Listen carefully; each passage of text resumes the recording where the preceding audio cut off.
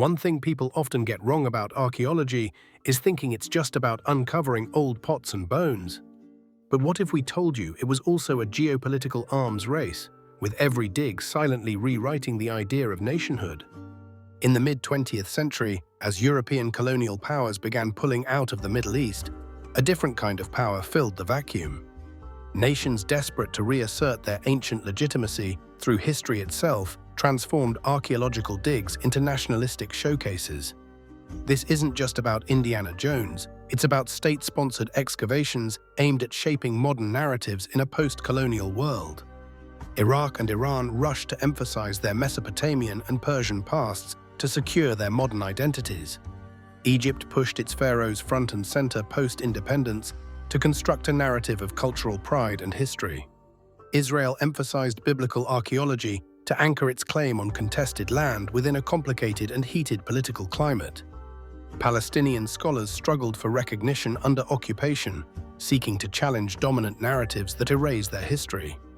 Western institutions with long colonial ties ran digs supported by diplomatic funding tied to finding evidence that fit specific narratives. What happens when countries shape their identity not from citizens' voices, but from carefully curated sandstone monuments and artifacts? Are we collecting heritage or constructing moral maps to justify who belongs where in a globally interconnected world? Historians point out how archaeological findings were selectively promoted or silenced depending on the political version of history they served. A missing shard could disprove an entire national myth, but would anyone willing to publish such an inconvenient truth? Were these discoveries about truth, or simply creating a legal historical scaffolding for territorial claims and ethnic superiority? How do museum labels become battlegrounds in ideological wars that masquerade as presentations of objective knowledge? Thousands of items dug up during this chaotic archaeological scramble now rest quietly in Western museums, far removed from their origins.